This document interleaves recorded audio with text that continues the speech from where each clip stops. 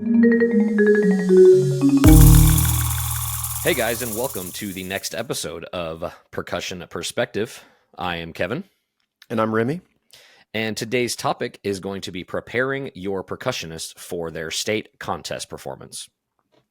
Yeah, this is something that both of us have gone through or are currently going through right now with our programs, and we thought that we would just go ahead and kind of give our opinion and some info for those of you guys that maybe are new to taking percussion to state contest or taking a band to state contest, or just wanted some pointers and some tips. So we're going to get right into it.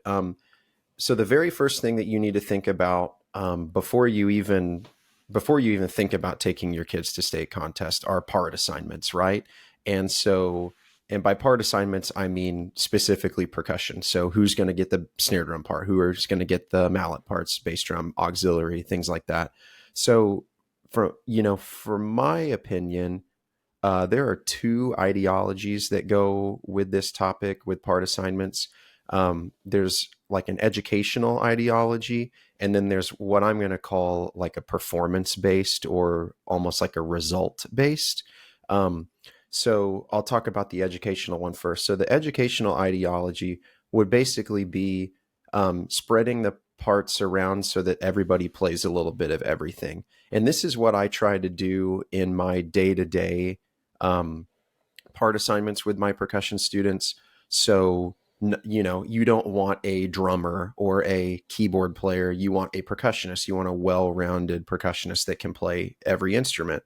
And so the educational ideology or the educational approach to assigning parts for contest would be, okay, we're going to play, two or three pieces. So everyone is going to play like a battery instrument, snare drum, bass drum, toms, something like that. You could possibly include timpani in there.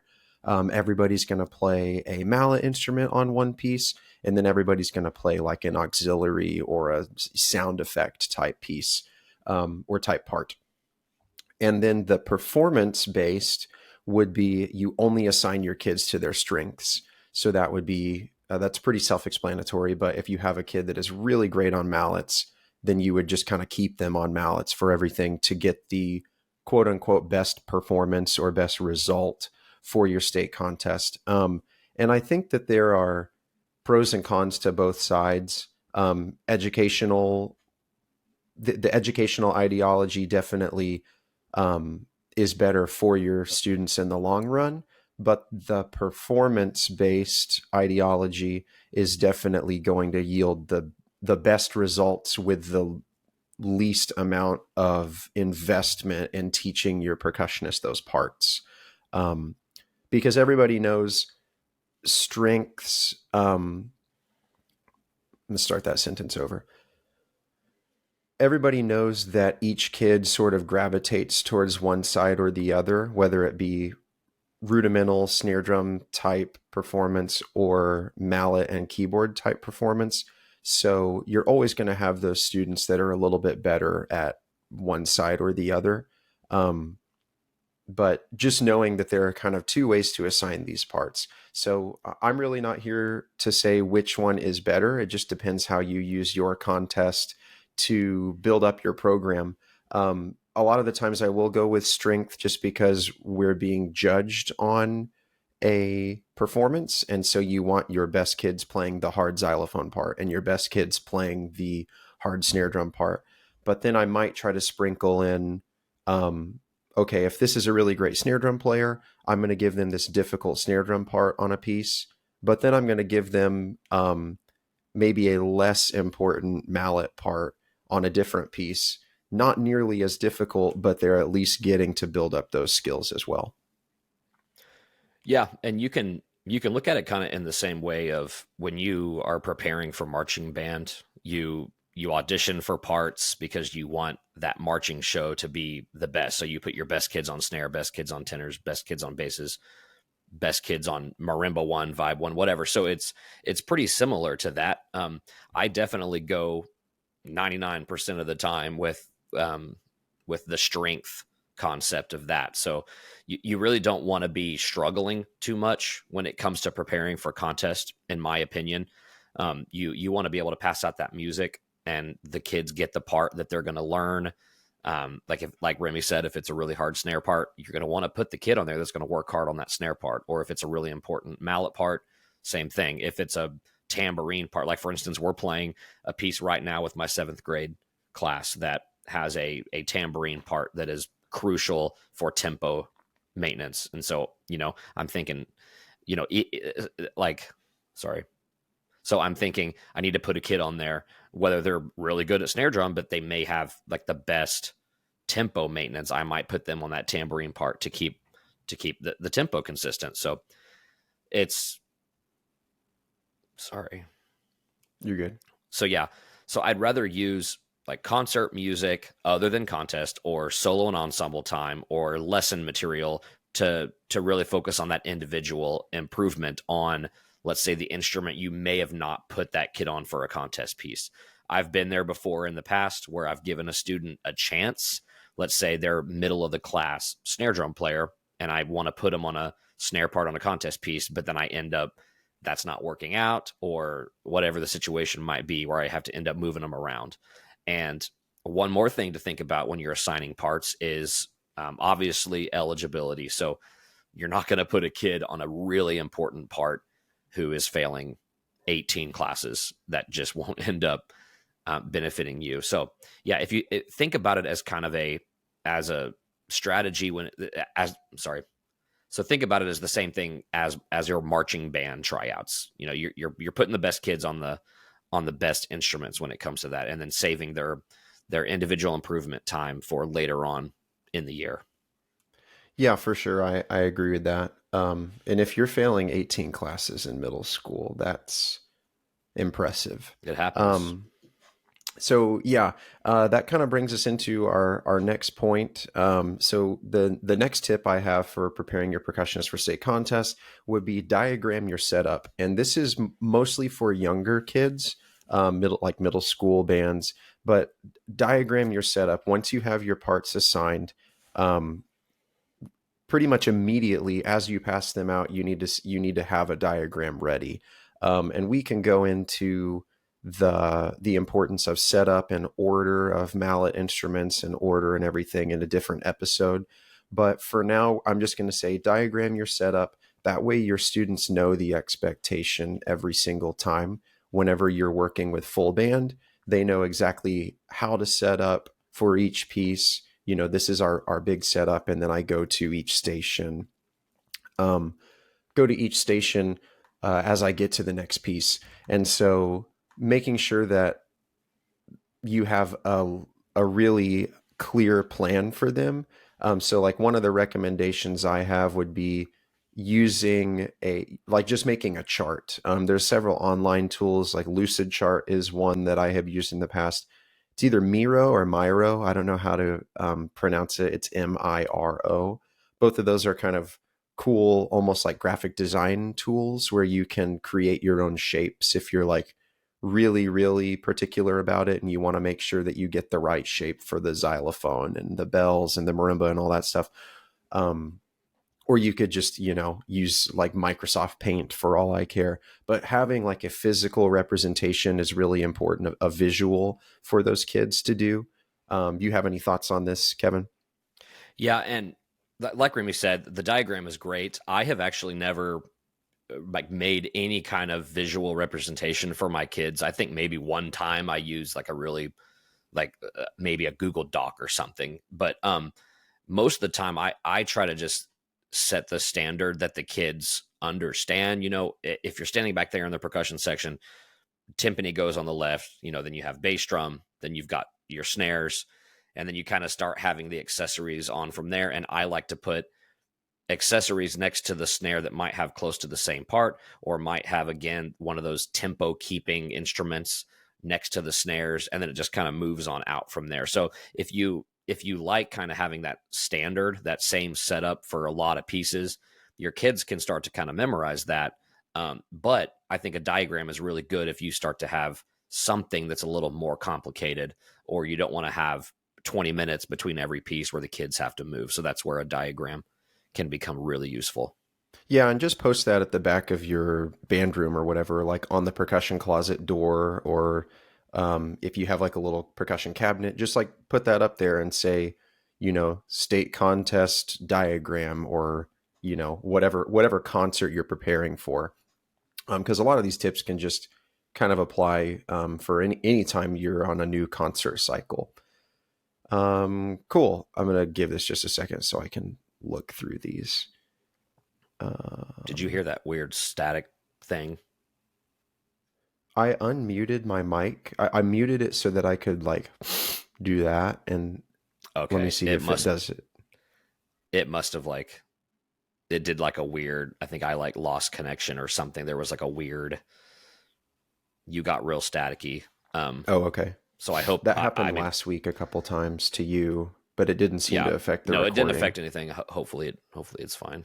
Okay, let me regroup here. Where were we? Like Um, 2C. Oh, yeah. Okay, I'll, yeah, I'll you were just say talking about the 2C. chart.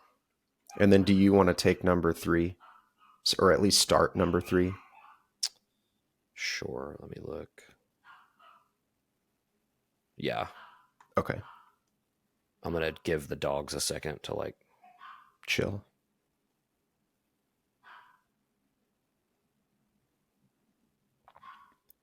Yeah, and then the last tip I would have here about diagramming your setup, if you put importance on this, so will your students. And so that kind of goes on to something that we've talked about on the last few episodes also.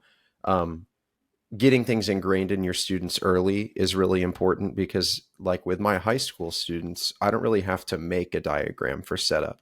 They understand how things need to flow and how things should be set up. And then, really, the only thing that I go and say to them is like, hey, I would switch those two instruments because the vibes and the bells play together a lot. Or the xylophone doesn't need to be on the edge of the setup because then that's all the audience is going to hear, something along those lines. But like I said, if you make it important, your students will think it's important also, and they'll start thinking about that. So that's just going to make your life easier going on as they get older. Yeah, and we're gonna move on to our next topic. But before I do that, I would like to apologize if you hear either of my two yippy dogs barking in the background. They Puppies. like they like to scream at everything. So, all right, our next topic is going to be making your percussionists have a crucial part in your band's warm up routine. And I think this is a hard thing to do because a lot of times you're focusing on band sound and you don't want to hear a snare drum, you don't want to hear a bass drum, you don't want to hear a bunch of accessories as a band director. So this can be a hard thing to do, but it can be as simple as having your percussionist play scales. So if you do scales as part of your warm up, you need to have the percussionist doing that on their mallet instruments. And it's also a really hard thing for percussionists to get excited about. So, but if you make it part of the routine and stress the importance of that, and again, I think if you stress that as a young percussionist when they're in sixth grade, then it becomes part of their routine. But having scales being played during the but having the percussionist playing scales with your band is something that is really crucial for them. So you could also have some kind of, a battery warm up routine, something from a method book or something that is created for the kids. If you have a set warm up that you do every day, then have some kind of percussion part that goes with it, whether you try to find a percussionist to write something or you have a method book or something like that. Get it. You can also try to get it custom tailored to your band's warm-ups, something where they don't just sit back there for the first 15 minutes of class and get into trouble, because as soon as they get bored, they're going to start throwing stuff at each other and getting on their phones and whatever it is that they're going to start doing. So that's not a good way to keep them occupied. So another thing you can do is just have them play warm-ups on whatever accessories that they're going to start playing. You can, if you've got a kid that has a part in one of your pieces that they struggle with, or that is, a difficult rhythm, have them play that rhythm while your band is doing some kind of warm-up. Just anything that's going to get them playing is better than doing nothing. And while you're doing those warm-ups, it's pretty important to have them rotate. So don't just have the same kids warming up on everything every day, or on the same thing every day, I should say. You're again trying to build a percussionist, a well-rounded percussionist. So having them move around a lot, even if a kid is sitting there playing the warm-up on a tambourine or a triangle or whatever you've got, it gets them playing, and playing is better than doing nothing in class. So if possible, what I like to do, I especially do this in my 6th grade, 7th grade, and a lot of the times the 8th grade, is if you have a percussion director, or even if you have a really trustworthy older student that you can kind of put in charge of this. And again, I'm not saying you should send kids away without, supervision, but if you have a Why way you not? can, well, if you want to keep your band hall from burning down, Yeah. I would definitely have some kind of adult supervision. But if you can trust them, get them in a way, or if you can trust them, get them in a place where they can go through any kind of percussion specific warm up, whether they just, obviously good 8 on a hand. And we're not going to sit here and talk about warm ups, but it's not that hard to get them on pads. Every percussionist should have their own practice pad that goes to school with them. So they should be able to have a good 10-15 minute warm up where they learn something new, or they're working on a certain skill that they have. So any type of warm up is important for them. If every day those kids know that they can show up to class and they're going to have 15 minutes of downtime at the beginning, is not going to get them excited for class. Yeah, and I think you might be like sitting there listening, or you might not be listening. Maybe still, no one might be listening to this. But if you're thinking like, how does this relate to state contest? So, like, you go through a warm up at state contest, right? And if you're super stressed out about like, okay, we got here and now we're trying to load in and all this stuff, and we're in the warm up room, and the percussion is just like running around the back of the room while I'm trying to tune the winds, or I'm trying to do lip slurs or long tones or whatever. Um, that's going to be really frustrating in that moment, and it's also going to be harder for your percussion students to stay engaged. They're going to be in the back of the room screwing around, right? Instead of, if you had this routine, like Kevin said, it doesn't have to be like, it's not rocket science. If they just play some basic exercises, play some scales and arpeggios, like, the foundations book is not super great specifically for percussion, but all of those scale patterns in there, like, those are great to play on keyboard. So they can play those with you. But like I said, you're at state contest, and there's going to be a huge difference between the success of your performance if your percussion is engaged in a warm up with you beforehand or not. Just kind of gets their mindset going in the right place. And then, like Kevin said, if you have a percussion director, like, they can take them. I end up taking my percussion kids, even if it's a full band day, I will take them for the first 15 minutes, and we'll work on, fundamentals and a couple exercises, and maybe like a new rhythm or a new skill for just a bit. But as we get close to contest, that's just kind of a waste of time. And so it's like, you guys just need to focus on this music for the next, week or 10 days or whatever out from a contest. So they need to have um, some sort of ritual that they go through with the band, so that they're not just standing there. And um, that's why percussionists a lot of the time get that, um, oh my gosh, what's the word? Stereotype. That's why percussionists get that stereotype of, like, messing around, being irresponsible, being distracting, blah, blah, blah, is because they just simply don't have things to do. Like, they're not stimulated 100% of the time like the winds are. So anything you can do to help that, is going to help the success of your performance for contest. Um, Cool. Number 4 is sectionals. So in my schedule, my weekly schedule for my percussion, I have sectionals.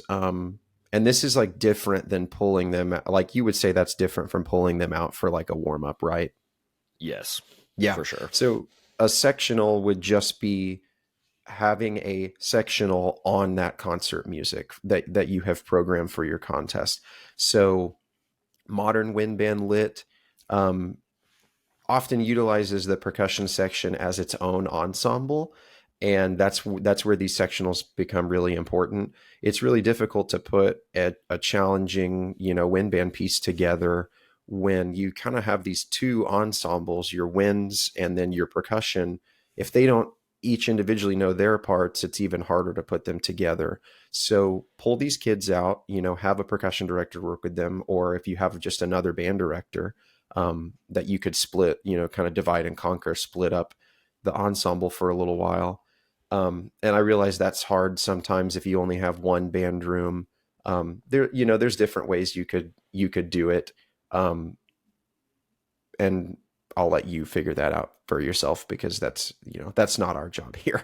That's not what we're trying to accomplish. But This if you can podcast is really for telling them how to do their job exactly.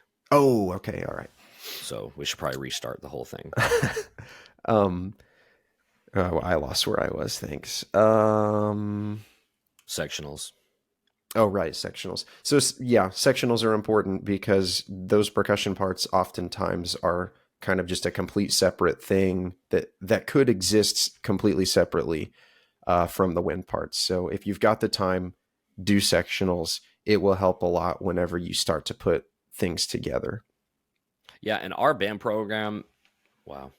Yeah, and our band program is pretty much set up like this, where anytime we're beginning any new music, whether it's just for a concert or just for a contest, it's pretty much my job as a percussion teacher. I try to get the parts taught to the kids in a way that when they go into rehearsal, almost for the first, second, third time, they can play their music. I feel like that's the benefit of having a percussionist on staff, is they can utilize time to make sure the kids can get their music learned.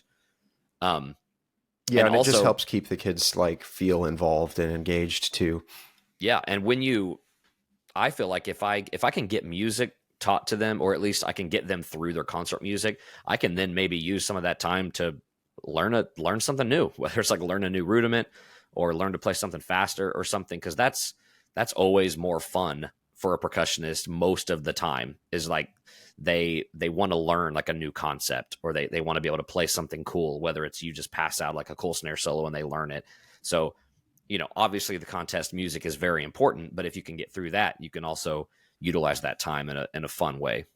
Yeah, and it also depends on the piece too, I would say. Like if you're playing like we just played three pieces for a contest this last week, and two of them were really percussion heavy. And so for the first, few weeks of this concert cycle, we hit that in sectionals on Mondays. But we played this other piece that was like I'm not going to say the name of the piece because I don't know like rules about that. There are probably no rules, but anyway, I don't want to buzz market anybody. So anyway, Was it Lincolnshire Posey? yeah, Salvation is created. Um, Actually, that's a really good example. Salvation is created, fantastic piece, and the percussion parts are basically non-existent. Like I think there's like timpani and suspended cymbal, and they have like a few crescendos, and that's it. Like so if you like be smart about it, you don't have to do a sectional on a piece that has like very minimal percussion.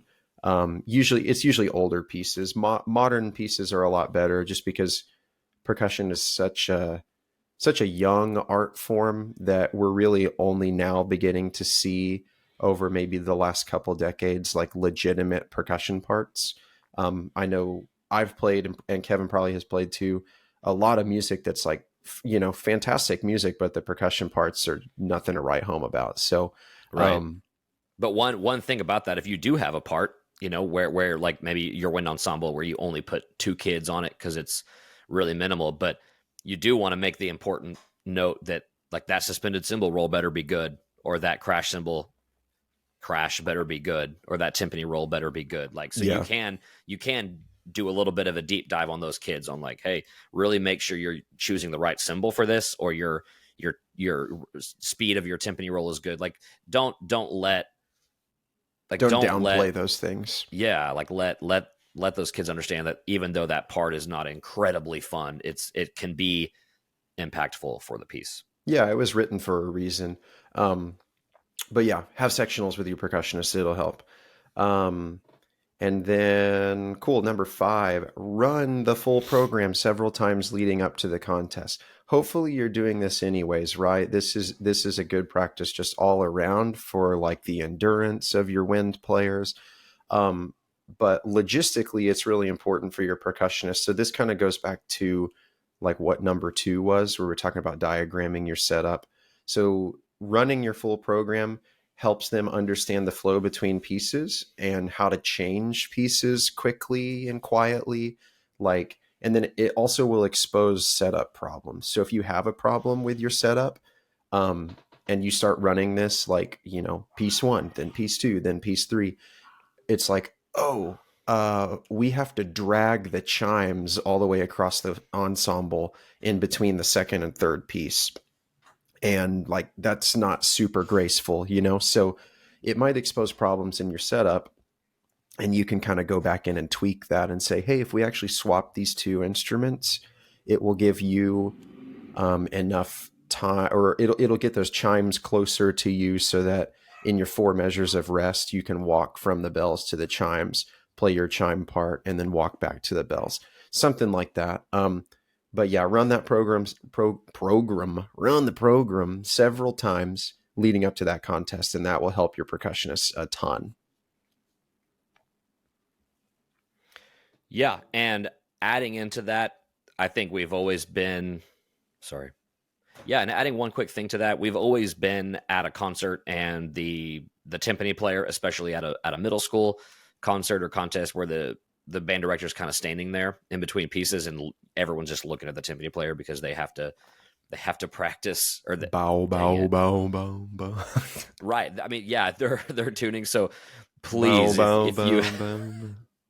if you have a timpani player who isn't the fastest at tuning, and you're not going to have a 7th grader sometimes that is very fast, but they need to practice that. That needs to be something where they can get those drums tuned in a way that doesn't cause 5 to 10 minute little awkward intermissions between your pieces. So anything you can do to get to get your timpani players to be able to tune quickly is important.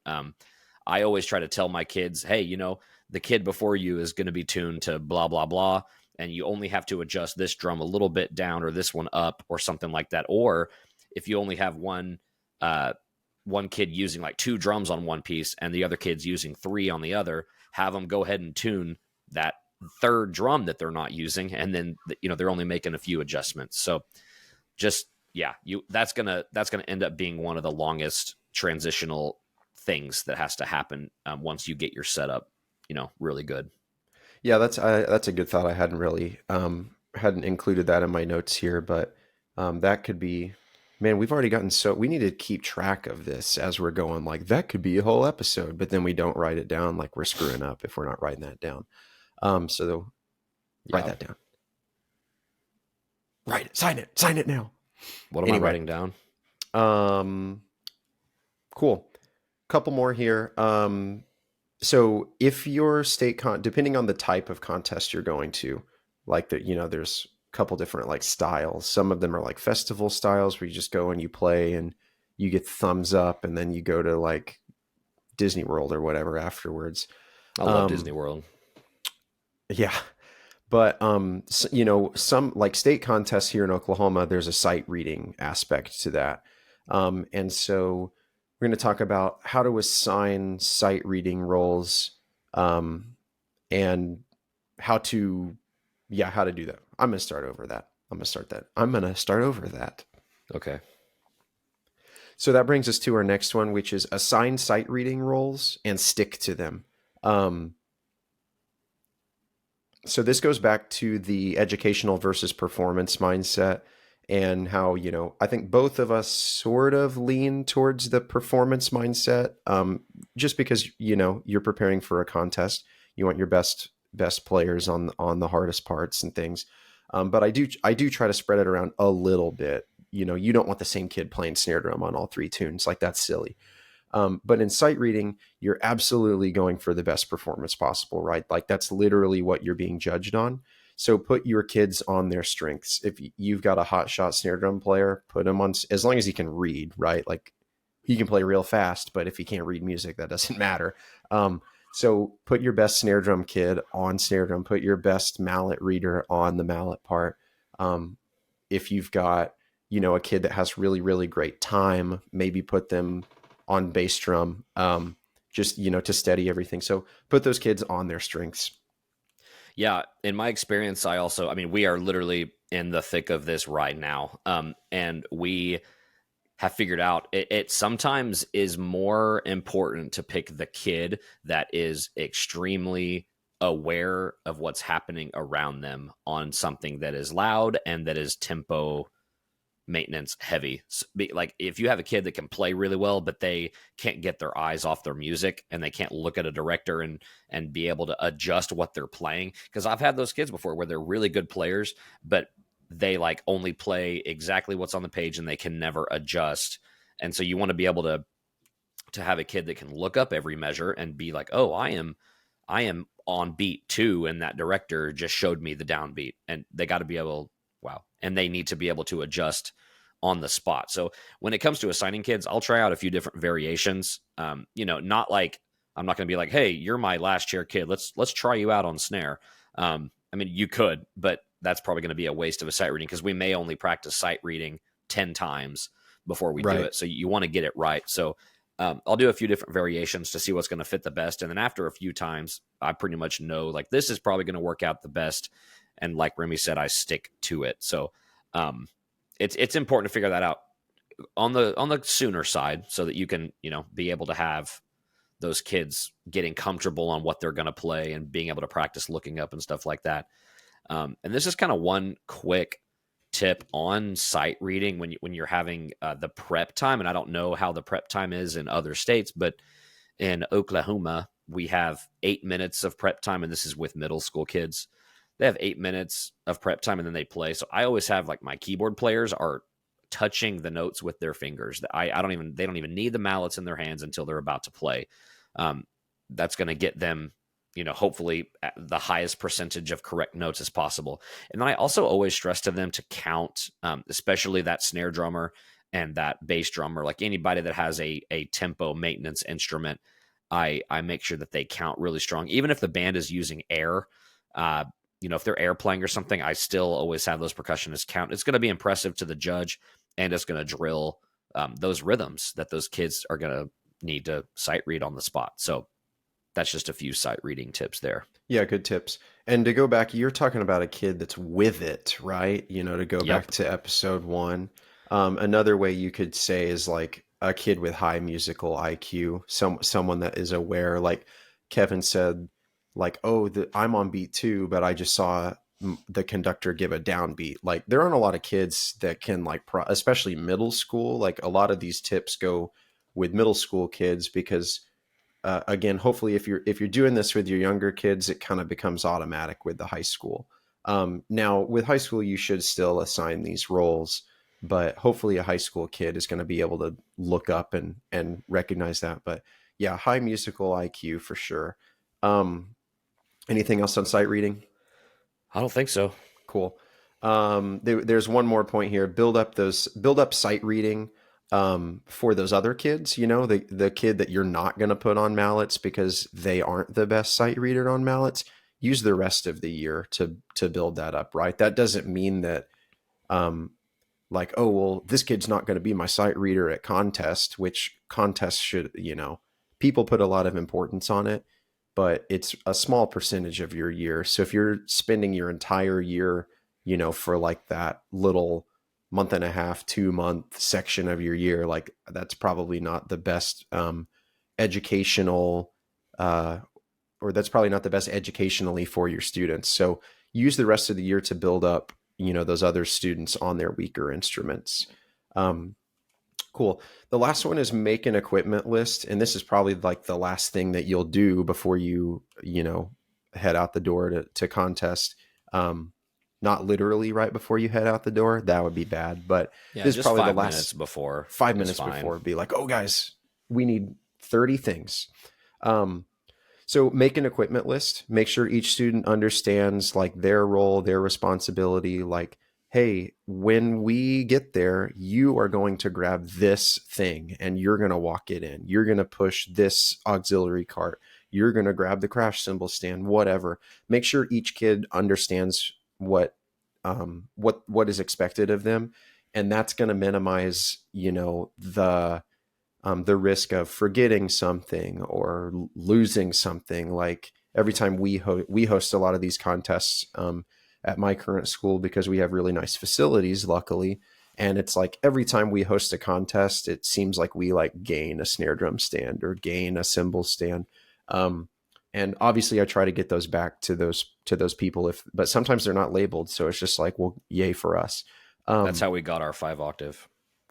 you have a 5-octave marimba. You weren't like, hey, who left this here? Yeah, no, yeah. I just grabbed a Sharpie, wrote my high school name right on it. Nice. So Just yeah, kidding.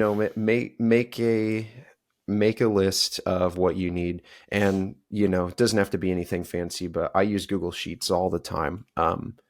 My little school Chromebook is probably just about to, like, the RAM on it is probably just about to catch on fire. I'm not a computer guy, but I feel like that might happen. So yeah, use Google Sheets, make a list, make sure that things are organized. And then the last one that I have here, well, why don't I pass it to you for a second? Which one are we on? We're talking about equipment lists. No, I know. What did you just say? ABC. Oh, I just said B-ish. Okay. I don't really have anything to add, honestly, to that. Oh, okay. If we want to just Okay. go to that Um, C. So another tip here on kind of your equipment is have the percussion pack up for your contest, before you leave on this trip. Have them pack up right after a full run of your program. So say you're going to leave like Friday morning or whatever, have them pack up Thursday after class.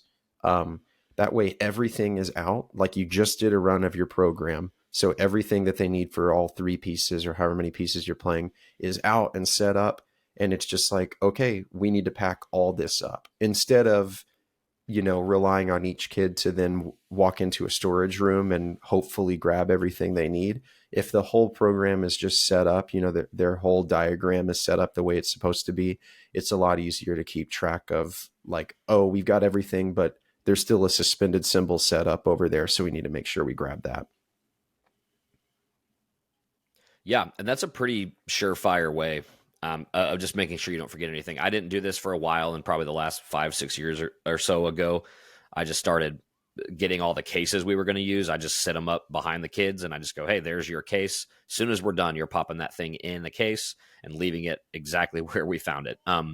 Just so that, yeah, the next morning they can just grab it. Another thing about contests, just make sure it is your job, whether you're the percussion teacher or you're the band director, to make sure that your contest host is going to have what large wow.